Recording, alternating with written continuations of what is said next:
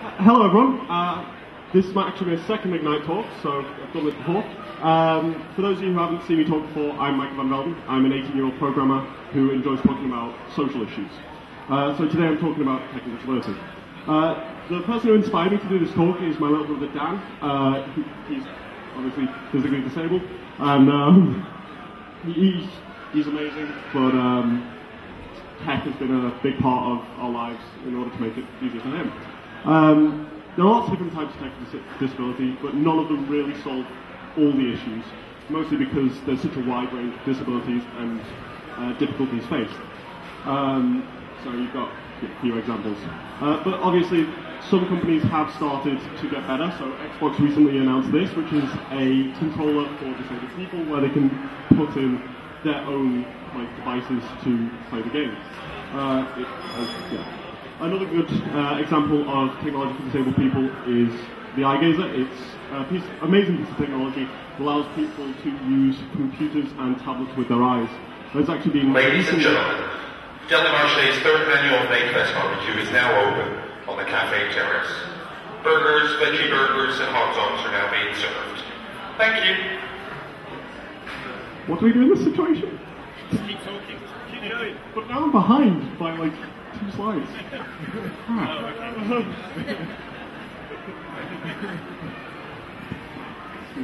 think it keeps going. Yeah, okay, sorry. So, the eye gazer is an amazing piece of technology that allows disabled people to use computers and tablets with their eyes. And it's actually recently been adopted by able-bodied gamers to actually enhance their own experiences. So, it's actually a piece of technology that's leading the disabled space as well. Thanks to many different advancements in disabled tech, as well as support from the gaming industry and charities such as Special Effect, we're actually getting a lot better with disabled technology, but we can still do better. The people who are doing web development, we can use these things called ARIA labels on our components in order to make sure that people with screen readers can use the site just like someone who can see, except obviously it tells them what it is rather than seeing it. But unfortunately, you get companies like Ticketmaster, when they're not being hacked, putting in these ridiculous timers that mean that people are limited in the amount of time they have to fill out the forms. And if you're reading through the page, or you've got a eye gazer that uses a on-screen keyboard and a multi-second dwell in order to type, then obviously you're going to be delayed. You might not even be able to get a ticket if it's an in-demand event. Okay. There are other issues as well. So, for instance, disabled tech is actually quite expensive, generally, much like anything for disabled people, because companies see it as a small market and therefore overcharge to a ridiculous degree. So, for example, this is a £125 switch that can only be used on iPad and can only do one function. Now, that would be fine if it was, a very high quality button, but it's really not. The plastic is thinner than my nail. This is another horrendous example wherein you have two 3.5mm audio jacks, USB. That's the standard port for disabled technology. But this costs £35 and £49 if you buy it from the largest disabled tech distributor in the UK. Now, I'm not saying it's all overpriced, but obviously, if it was cheaper, more people would be able to access this technology and therefore would be able to interact with things. Like, for example, I don't see, while I understand that disabled tech needs to be more accurate for them to be able to use it, I see no reason that a eye gazer for gamers should be £120, whereas one for disabled people should be closer to £1,000. Now, that's why I'm here really. Makers can help. This is the Hero arm. It's a 3D printable, open source prosthetic arm that's fully electronic, motorized, can be used just like a regular arm, or as close as you can get. And other examples such as Intel open sourcing their cheat-controlled speech system that they made for the late Stephen Hawking, all the way back in 2014. And they're giving this away and letting people use it without having to be taken advantage of. So I'm not saying that everyone needs to turn around and dedicate their lives to disabled tech and to start a non-profit and do all this stuff, but I'm saying that if you are able to help in any way, develop a small add-on for a browser, help a disabled child customise their wheelchair to make it more their own, then sure, you're helping the situation and you can really make a difference. So I know this talk's been a bit up and down, but what I'm trying to say is that if we're all working together, we can make the world a much more inclusive place. And I think that's important in today's society. So, thank you very much. I've been Michael Van Helden. Thanks for letting me speak.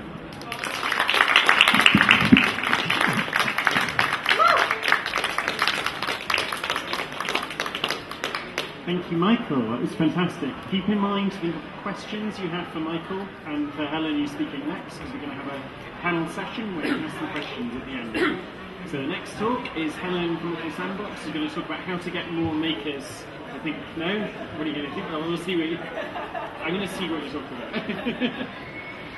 So this is the Ignite Liverpool's Makefest sessions, where we have 5-minute lightning talks on topics about making, and this session is broadly on the theme of diversity. We have one talk already, and that's a different talk from Helen.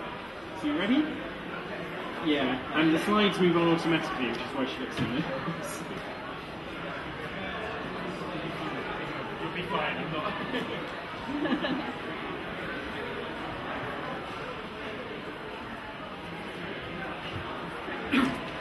I'm Helen. I'm the co-founder of Little Sandbox, which is a tech club here in Liverpool.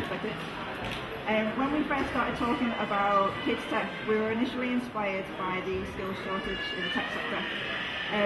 That same year, the government announced plans to put computing on the national curriculum in order to address this issue, which we thought was great because it meant that kids would be learning about technology from an early age. But we realised two things. First, tech needs to be presented as fun and exciting if it's going to attract kids that wouldn't normally be interested in it. And secondly, we need to get more girls interested, because when only 16% of the workforce is female, it's a bit of a no-brainer that you need to get more women interested if you're going to meet the demand for skilled workers. And trust me on this one, girls are brilliant at this stuff, they just need to be encouraged to try it. Then we realised something else. There's actually loads of kids that are into tech. You just don't see them because they're kind of hidden away in the bedroom, taking the toaster apart to see how it works. They're not stereotypical kids, they're not into football or dance.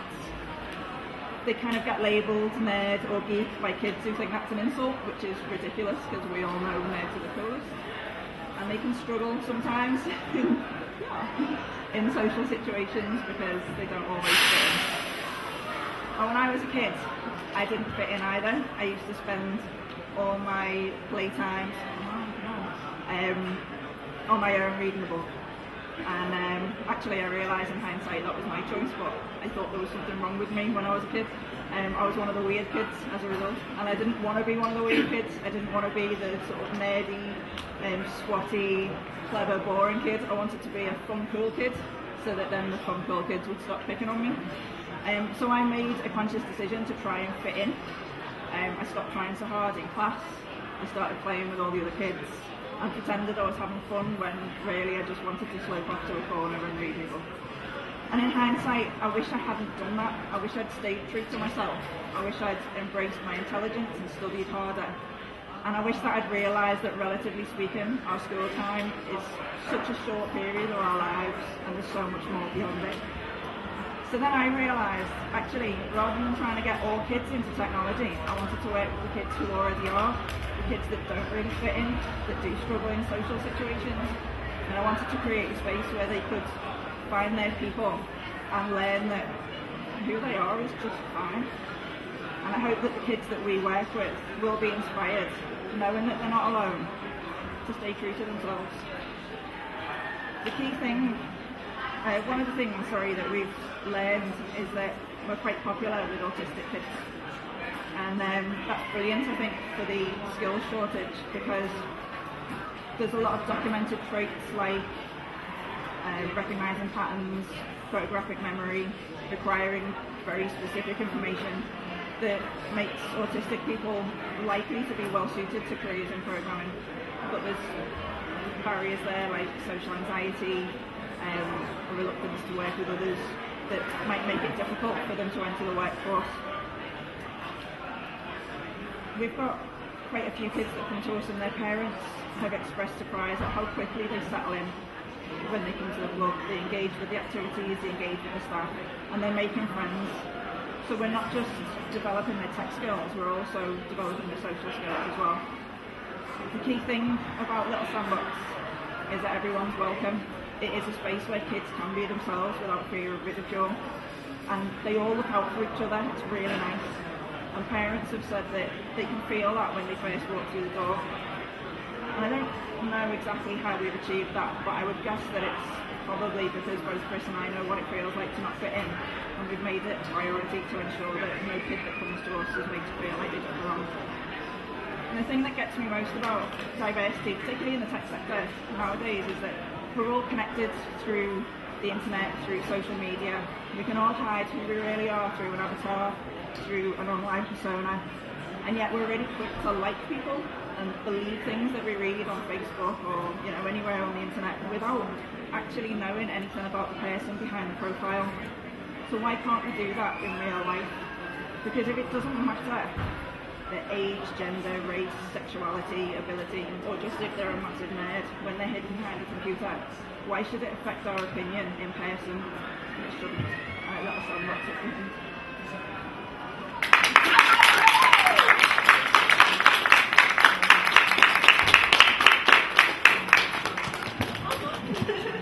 So we're going to turn the seats around and have Helen and Mike, well, Neil's going to turn the seats around as our labourer, and have questions. So if you could clap Michael and Helen for coming up and being on our panel. So this is our panel at the diversity session of Enlightening talks from Ignite at Makefest.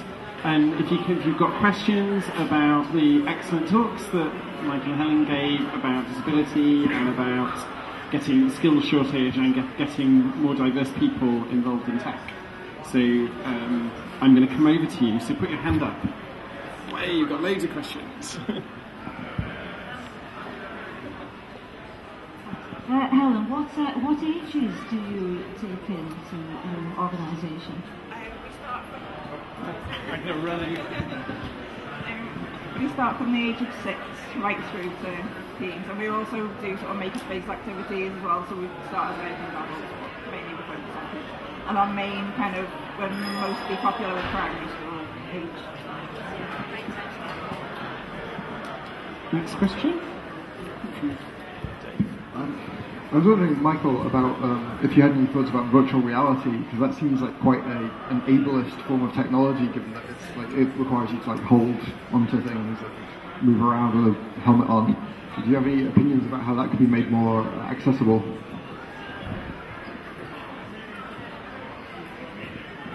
You'd think that VR was quite ableist, but you actually find that it's very much not. If you get a disabled child and you get, say, the Google Cardboard, which is not strapped to your head, a lot of, especially younger disabled children, do tend to get quite excited when they see what's in it for the first time, just as anyone else would.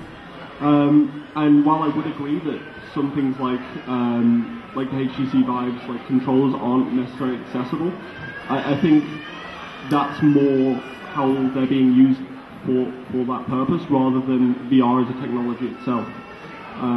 If you're using it for something like watching a film in a cinema area, to like, or something a little bit more passive, anyone will enjoy it just as much. Thank you. Any other questions from anyone?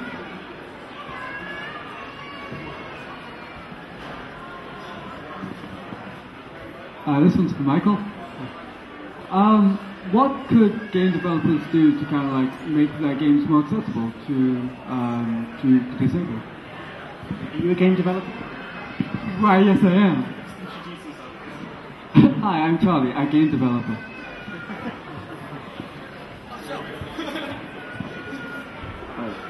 I should be open and honest here. I do know Charlie, so that was a little less weird, hopefully.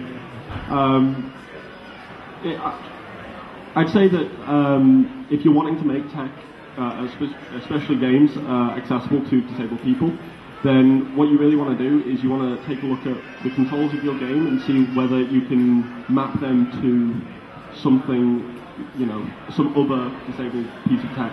So I use the example of iGazer to show the disparity between, tech for able-bodied people and disabled people. But because of the short time, I didn't really bring into the fact that even that gaming one can still be used by a disabled person. It just can't be used for communication. And I'm sure you'll specifically remember that I bought one of those a while back specifically because it was on their game developers thing. And a lot of disabled tech do tend to work with game designers to make their games more accessible. So I'd say reach out to one that you think could be mapped to your game, and I'm sure they'll give you any advice that you need. Great. Any more questions?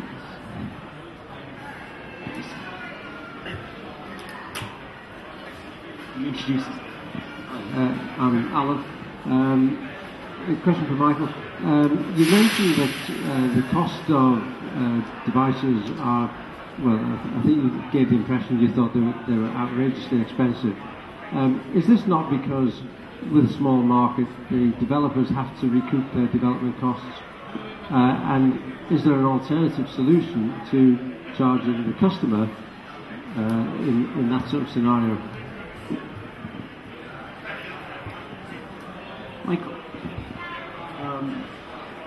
Yeah, you're completely right. And actually that was a point that I wanted to make in that talk, but my mind completely went blank when I stood up and forgot to make it. It is mostly due to the small market of disability. But firstly, it's not as small as you'd think, that there are a mass amount of disabled people just in a wide range of disabilities.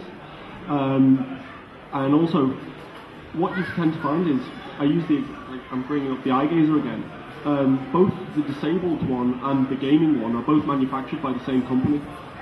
So, surely it would make sense for them, for example, to use the gaming one to fund making the disabled one cheaper, because you've got a massive market there, and you've got a slightly smaller market, but who greatly rely on your product. I also brought up open source, which is stuff where anyone in the community can help develop that further. That I've seen some absolutely amazing things while researching the Hero Arm. I'm fairly sure someone added a basic sense of touch to one at one point, which is absolutely phenomenal. And that you can download the designs for that completely for free. And if you've got a 3D printer and go to a maker area, you can get access to a 3D printer. And even if you go through then, you can get a fully functional, I say robotic arm, customized as you'd like for the same price as that button. So no one is trying to tell anyone that an arm that gives movement back to someone who's lost an arm or was never born with one is worth the same amount as a single switch that can do one action and is badly made. Fantastic. Is there anything else either of you particularly want to mention or talk about? Are there any more questions? We'll be very quick in this session. So a round of applause for Michael and Helen. Thank you very much.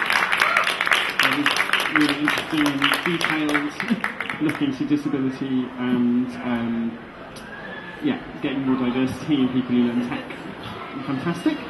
We've just finished the Ignite Liverpool at the Cozy Conference at the Makefest Festival session on diversity. The next session is at 2 p.m, which is going to be about manufacturing, big and small. We've got 3 talks, one by Adrian about mid-scale manufacturing to make hundreds of things, but in Merseyside. We've got Luke, who runs a business in Liverpool that manufactures electronic devices on quite a big scale, and we'll talk about that. And we've got Jackie, who's going to talk about how projects get maintained and having often to think about or talk about maintenance at the end of the life scale. So 3 talks about the whole life cycle and scale of manufacturing. all at 2 o'clock, and you can ask them questions as well. There are sheets around the room with the other sessions we've got later in the day, so take a photograph of it with your camera, or take one if there's a couple around to remind yourself of what's on. And yeah, thank you very much for coming.